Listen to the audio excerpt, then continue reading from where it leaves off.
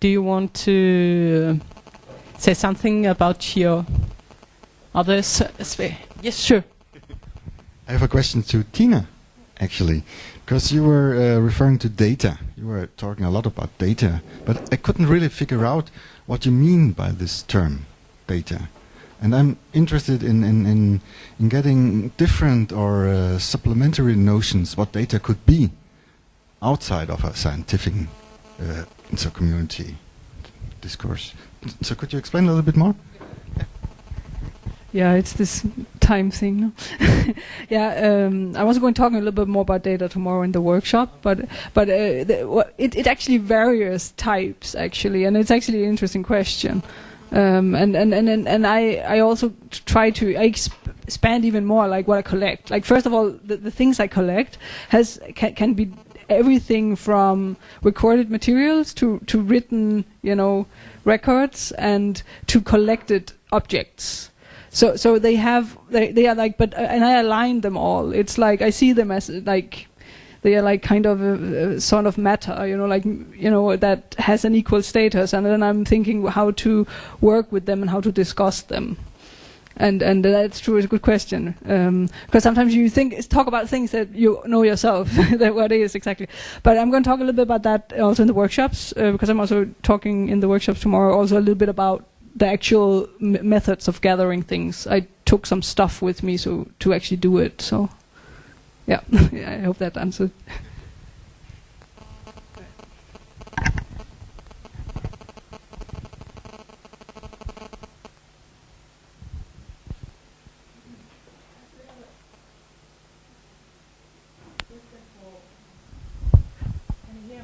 Can you hear me? Yeah. Question for Lone and Heinrich. Okay. Because I started to wonder when you mentioned that we should invent or use different terms than art. So why did you propose that? Was there some kind of, what was the problem with art? Can you explain a bit? Yeah. I mean, there's no problem with art, and there is a lot of problems with art, because art is a notion that emerged 200 years ago, and we have this at least within our theory, the autonomy of art. So it's something very special that is outside of something else. It's different than something else. And that's very fine. I mean, you make art to produce other things, to get new perspectives of things, to create new experiences of things. But in our work, where we try to combine a scientific discourse or a wish to change something with art, then the notion of art sometimes blocks, because we have very distinct knowledge on and ideas what art is.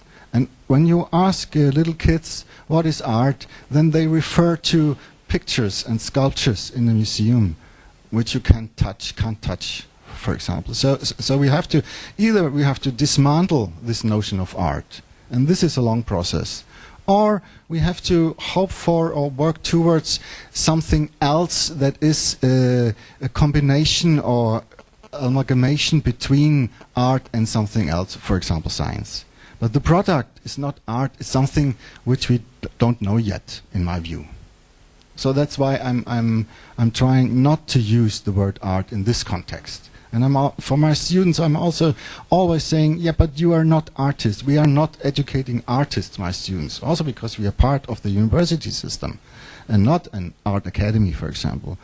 But mainly because I want to push them towards a third thing, which we don't know yet, which could be the combination of art and science, academia, but maybe also other things. That would be my... It's just a tiny bit, because it was not something that we recognized before would be an issue at all. But it was quite clear from the beginning that these kids, the youngest were like 11 years old, they were like discussing, but is this really art? Are we producing art now? And they had already very fixed ideas about what it was and what it wasn't. And we were actually in an art room or art space. So it was more an observation. That already it's so fixed. And as Fel says, like this third thing that might come out of collaborating between science and artists, it might not be art as we know it, and it's definitely not science as I normally do it. It's something different. But the kids, they were like really, but this is knowledge and this is art, and so it was more an observation. Yeah, actually, I think it's dangerous to start to kind of differentiate too much, because we are fighting a lot to actually get like artistic research to be acknowledged as research. So it's a little bit, and I also know, like, because I'm come from Denmark, how hard it is to break these borders. I'm fighting with it all the time, you know, to get funding as to projects that are actually research, but they are art, and I'm an art historian, but I'm an artist, and all that. And so there is a lot of boxing also from the institutional sides, and that makes it difficult. But it's also but as a doing processual work, which I also do, and what I think is difficult to say, what is the product, and is it important? Like for my, the process is important, and it's always already in a process to be in some new state. But I don't question that I'm an artist and I produce art. It's just like, but I'm not so interested in the object. So it's like, but of course this is an exchange project. So of course there is this thing, what to call it, but I think it's an artistic process the same. And, you know, it's so difficult to say it's not, or say it's something else. It's, I don't know, it's, yeah.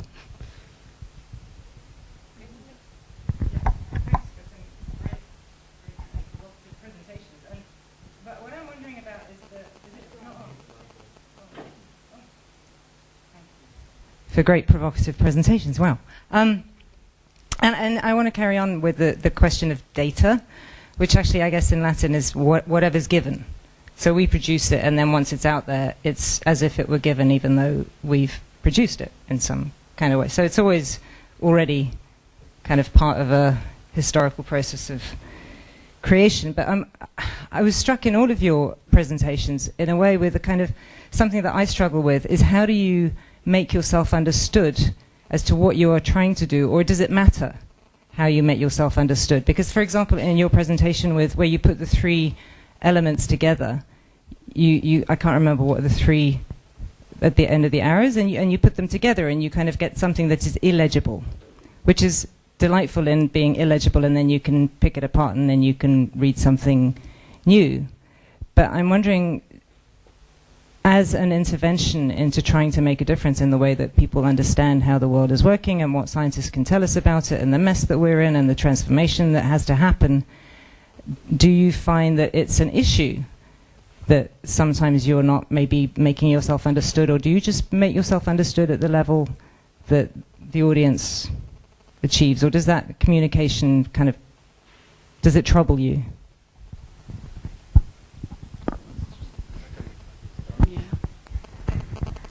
If I start with my case, so my process of learning came from an accident, let's say, that produced a curious result, and what I was invited to do was to create a situation which could encourage other curious persons to get together and find out what it was, right? And it's of course organized within the context of culture. But it's also organized in that of interdisciplinary work and collaborations within an art-science environment, and under the name of bioarts, which already suggests that there's a range of different approaches and arguably different disciplines to it. There's no one discipline that would help, maybe, and you could look at it like, I mean, you have added value. Let's say there's more given to the situation with many different perspectives. It doesn't mean we know still what the result is going to be, but maybe the persons who come out of that process of investigation together have already an accumulative potential, because it's not just one person's discipline, and actually there is no one way to look at it. Yeah, the data is still interpretable from many perspectives.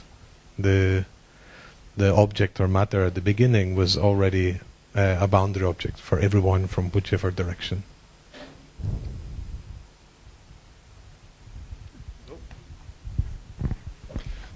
I think there are many different approaches, and I think it's also very down to the artist if he, even if his thinking behind this result, what he then presents, is very deep. It's not necessarily revealing itself immediately, like with Malevich. Like the interpretation Antti gave in the morning is something very profound, which does for me is not readable. Yeah. But it makes sense how he kind of laid it out, and I think that this might be intentional and not unintentional by Malevich. That he basically sees, yeah, if you want to know, then work for it. Yeah. But then on the other hand, like some of us have maybe complete different intentions and try at least to provide entry points, so that the work might be just easier readable, or even not readable, but also in a way that the visitor, user, viewer, or however you call it, then can leave something also behind and add something to the work. I think there's a palette, there is a spectrum for many different reasons, but then you can also like sometimes have the impression that a work completely fails in communicating itself. Yeah? But then you just don't know unless you find out. Yeah. Yeah. Yeah, I think it's also about this context that you always talk about, that I kind of enjoy actually implementing my work in contexts where it could be potentially discussed or be provoking or something. Like, for example, like this going to open technology festivals with saying that my body is technology, I'm doing DIY open source work with my body, you know. It's actually received very well and people understand what I'm doing, but I knew it had a potential failure point, you know. The organizers might get it, but maybe others don't. But actually that's the risk, and I think that risk is a great risk. And also, like in that lab I did in Aarhus, I also actually I invited some interface researchers that I also been like even was working with when I was studying in university, and had a discussion about interfaces and if the body could be an interface and stuff. So I want to, you know, I want to kind of provoke those discussions, and I want to work with them, because I think it's in those discussions and those questions that things happen, you know, and that's where we move a bit. So I think it's important to go there where you feel it's a little bit unsafe, because that's also where you go further as an artist. So, but it's not without risk, of course. So. No, and concerning risk, you ask about the challenge of communicating. If I stay with communication to my fellow scientists or to decision makers in society, I have no problem in communicating and getting the message abroad. But at the moment when I start discussing with one from another faculty and his students, then I'm challenged. It's a completely different sphere. And recognizing that, like as we discussed this morning, this is really complex. It's not an easy challenge we're confronted with and have been confronted with for a long time. It's complex to do this sustainability transition, and it requires all disciplines, all sectors in society to work together. And then it becomes complicated, because just to get to know each other's language, how we make sense of things, how we give sense to each other, and then starting, and for me, that's one thing, like when you start to work with different disciplines, it becomes challenging. But then communicating to, and with civil society, with you and me, like we're the ones making the transition, and there I can make just as many data, evidence-based papers and books. It doesn't matter at all, whatsoever. So I need to collaborate with you, artists, to communicate in a more holistic way with people about what we're heading towards, and not at least to bring sense of empowerment and a change. So. We have a question here. A question already got an answer with the last few comments here. I truly believe that art and science both produce knowledge that is valid in both ways, and it is a question more of the language that makes the difference, and the communication that doesn't really happen there. And I think, would be still maybe worth to ask a different question, that how do we, perhaps you have like ideas, how do we then engage the different methodologies into one kind of more combined and shared understanding of the same thing, that science and art can talk from different angles, but then, or how do we create those moments where we can bring together the two different disciplines and work together? I would also add on these questions of what do you consider of would it better that scientists and artists work together than artists by themselves produces some kind of alternative truth, which has been nowadays the scary word for scientists. I was thinking because bioartists are making very much more like a research and collecting data, and for scientists it can be very scary thing because you are free of analyzing of your data and be provoked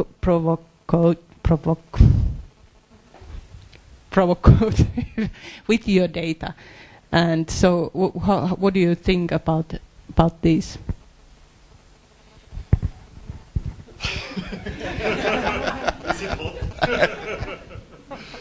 I mean, this is a really huge question, and maybe not suited for just a short answer. And I mean, it also depends very much what.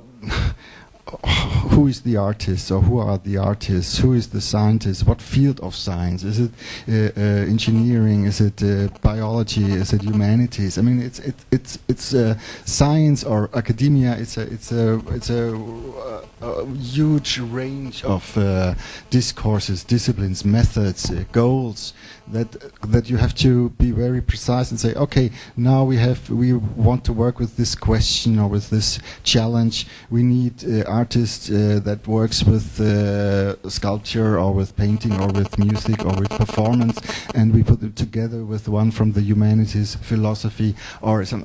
And then you have to, in my view, you have to devise methods. You have to devise a process.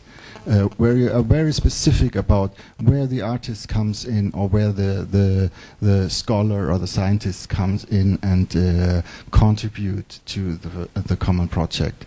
So it's not one general answer. It is really case specific for me.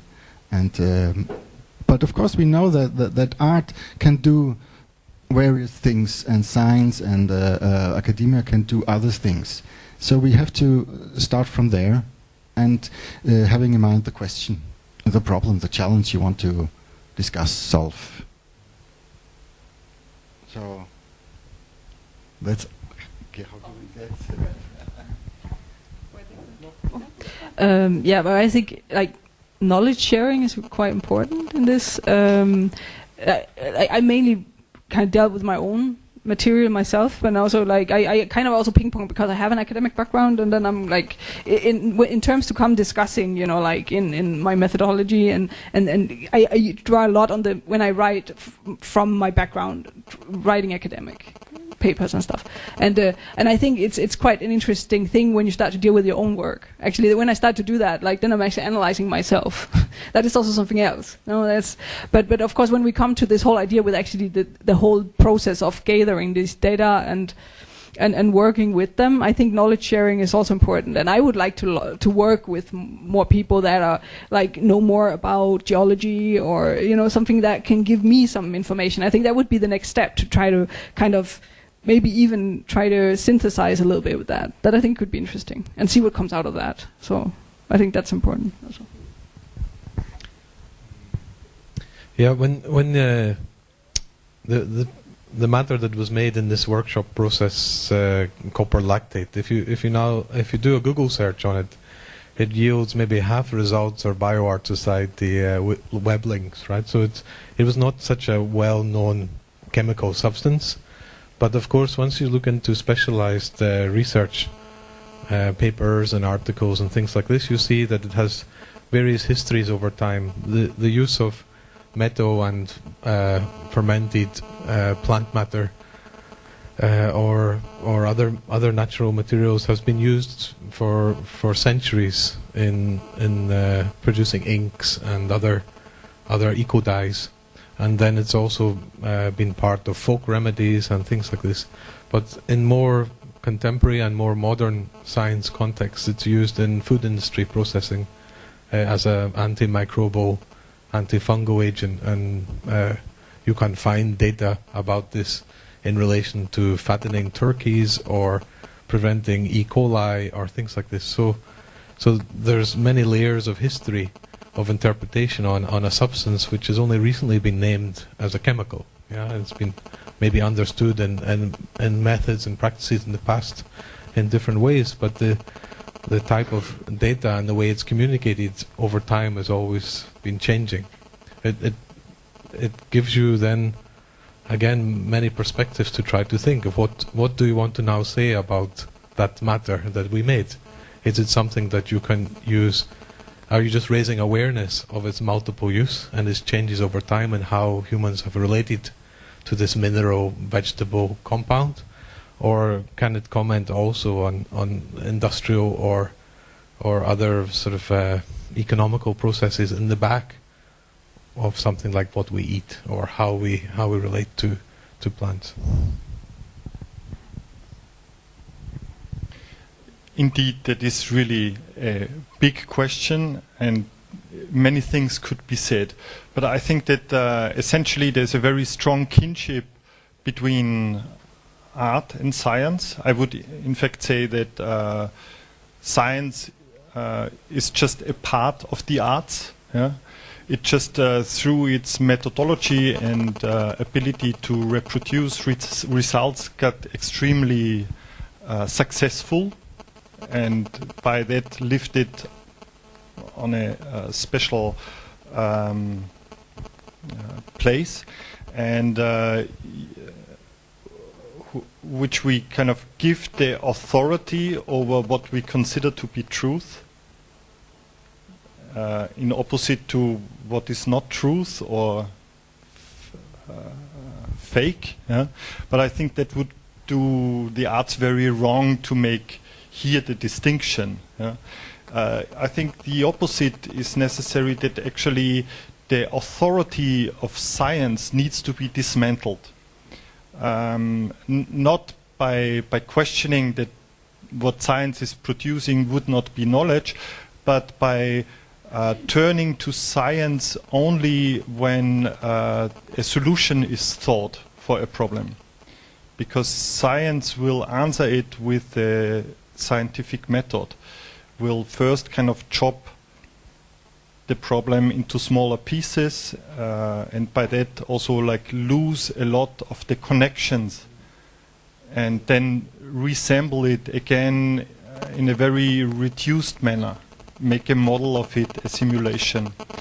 So, and that works very well, and I have very much respect for science. So it doesn't mean that I don't want this. I think we should still keep also both. I think science has its real place in our society, in what we are doing, and so has art. And I think that it is important that it stays also like that, because both have big values. But to create the interface, that there is an exchange and also the possibility to question authorities, is very important. Another thing which we shouldn't forget is that science kind of is losing its kind of hold in society, but art is as well. Yeah? So basically two lonely people are coming here together, celebrating each other. So the question turns back to the discussion which we had before: how can we mainstream, actually? Like how are we able to bring our this enormous amount of energy, how we think, how we can contribute in problem solving back into the place where the problem actually is.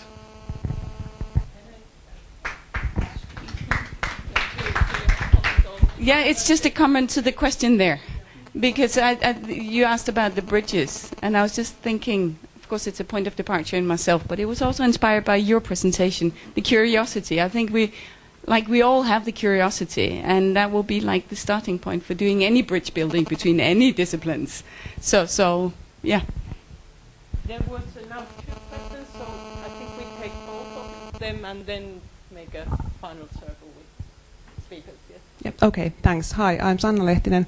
I was especially inspired by the intergenerational aspects in Andrew's and in Eric's talks. Thanks for that. But I would like to ask a little more specifically from the perspective of your work. What do you see as the most important things that we should consider about when thinking about our relation to the future generations, or especially our responsibilities towards the future people? Okay, I go next. It was a sort of a comment also in the question there about how can we bring these closer.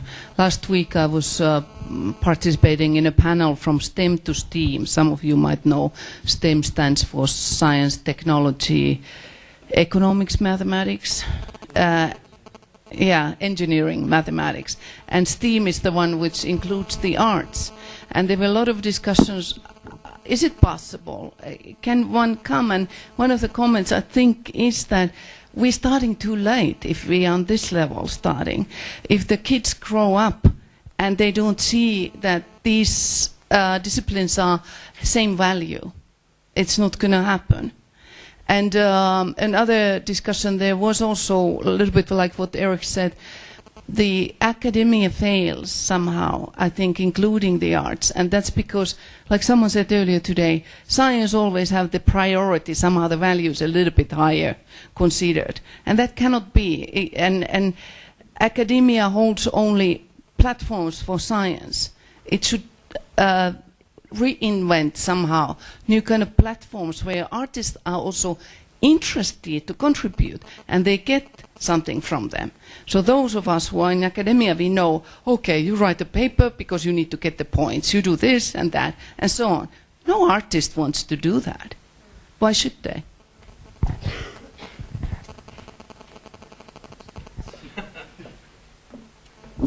Okay. I think I'll try to tackle the intergenerational word first, and maybe you can go. I'm also going that way. Okay, so one of the things that personally got me interested in cultural heritage and folk knowledge, I suppose, was in relation to the subject of foraging. And about even now, 8 years ago, so the Nordic Scooter Contact managed to support art and culture productions in Finland and in Latvia with other Nordic and some European partners to explore this tradition of wild plants and foraging and such like. And at that point, it seemed a strange combination, especially considering my background in media arts and internet culture, to put together these things. And at that point, there was something novel, maybe, from the funders' perspective, and at least in the reception we got to the project, that there is a different way of passing on knowledge in the context of our information society, and that within northeastern Europe there's also distinctions between how knowledge is passed down between generations. If we take this type of traditional foraging knowledge, what plants to pick, how to use them, etc.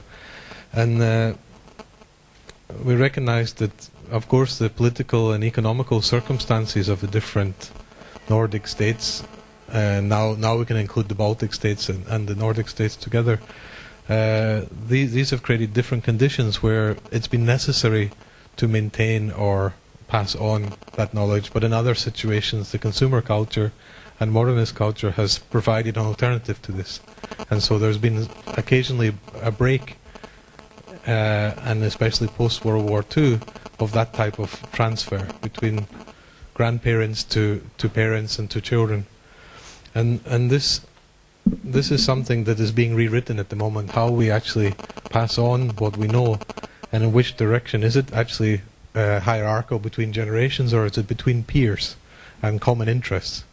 And so the passing on to the younger generation, or if you think ahead, how are you going to maintain or put effort into things that are known now for the future, is something that has to be done not just in a sort of vertical way between generations, but also between peers, and to try to find a way to encourage peers not only to tell others who care about the same thing, but how do you pass it on either down the chain or up the chain. And this is like another direction to consider, which you could say that our culture in the last 50, 60 years has to reinvent and rethink. And that's a curious break.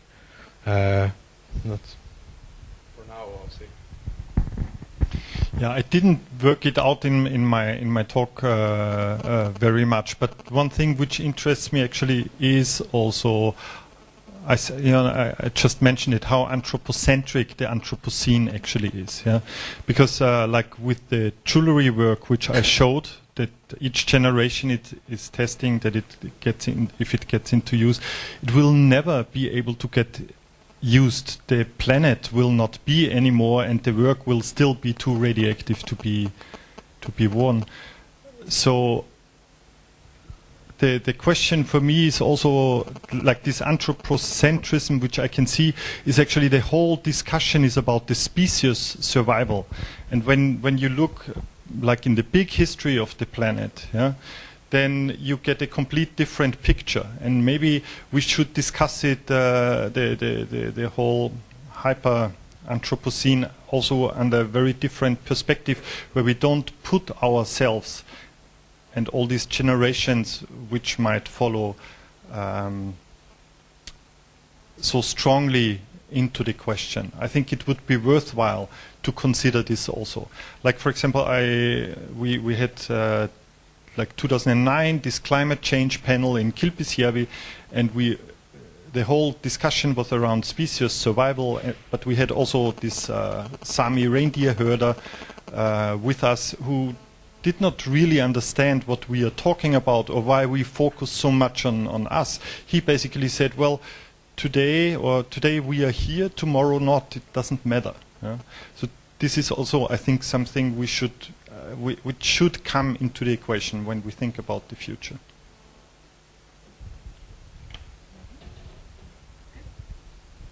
Okay, you want to still? No, it was about flowers. But I also recognize the coffee is here.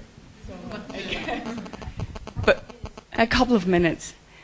I fully agree with you that to do that collaboration, like it should be benefit for all involved in it, and I've experienced that there is and there can be, but it is depending upon us as individuals, as I see it, because working at the university for more than 20 years, there are some strong societal processes right now about measuring everything.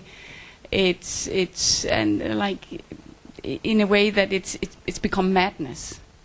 And it's not going to be better, and less basic funding to university, more and more dependency upon external funding and so on. So there's some strong or a frame that makes it difficult. So it should come from us wanting to work together, recognizing the synergism we can create together. It's not coming from the system as I see it. System.